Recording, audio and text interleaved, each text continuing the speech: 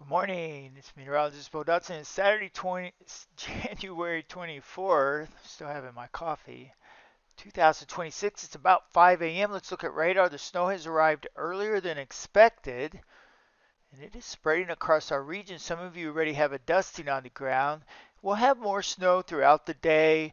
If we warm up a little bit, southern counties could have a little bit of sleet as well. You see the blue is snow, light blue is light snow, the purple, a little bit heavier snow. The pink down here, that is heavy snow, bigger flakes. All this orange, that's sleet and some very heavy sleet being reported. And then this red, that's freezing rain, and green is simply plain old rain. So we're going to have a busy 36 hours ahead of us with the winter storm. Let's take a look at the HRRR model and Futurecast radar. We'll catch it up here and we'll stop at 6 a.m. and it's not picking up the snow ahead of it.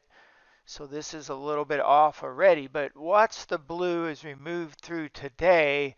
We'll stop here at about noon and you see some decent snow. Boot Heel, the dark blue, that's heavier snow, parts of Kentucky, Tennessee, and then the sleet and eventually freezing rain to our south.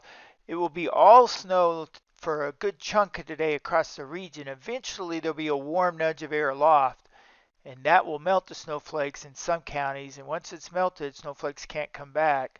It either becomes sleet or freezing rain. We don't expect a lot of freezing rain, but I'm watching it very closely. Watch what happens this afternoon, late afternoon. A lull arrives. Don't be fooled. That's not the end of the storm. As a matter of fact, this is two systems. The second storm rapidly develops behind it as we move into the late afternoon and evening. Look at this. This is a major winter storm around 6 o'clock tonight. Heavy snow right above the sleet. That is a heavy, heavy snow band. And then sleet somewhere near Poplar Bluff, Paducah, Madisonville southward. Now this model shows purple, and that is freezing rain. I think this will mostly be sleet, but if I'm off by 1 degree, thousands of feet aloft, then it could be freezing rain. So we'll keep an eye on it. We'll keep an eye on it. We think most of this is snow and sleet, and a lot of it, widespread 5 to 10 inches across the region.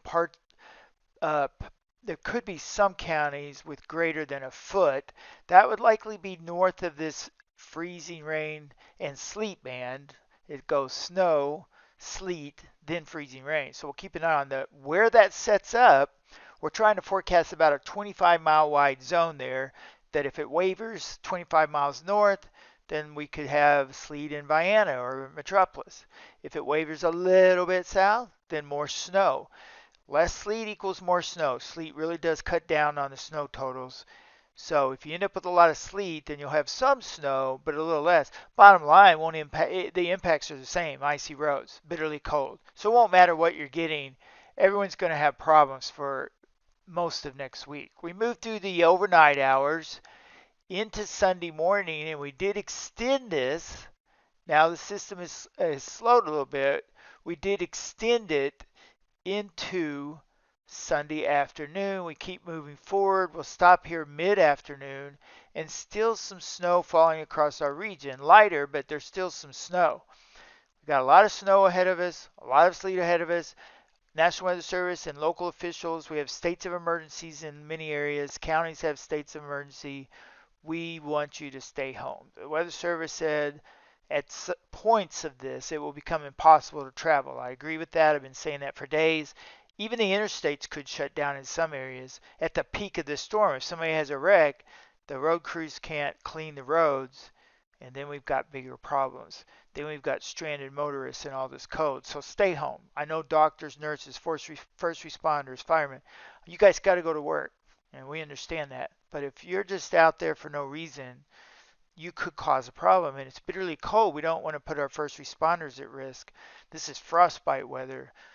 If you use space heaters, don't use extension cords. A lot of our fires during cold weather is because of that. Okay, well, I'll keep you updated throughout the day, and I'll make some more videos as the radar evolves as we move through the day. We'll watch for that lull later this afternoon. Some of you may never have a lull, but it looks like a 2 or 3 hour lull for some. And then the primary storm arrives tonight into tomorrow.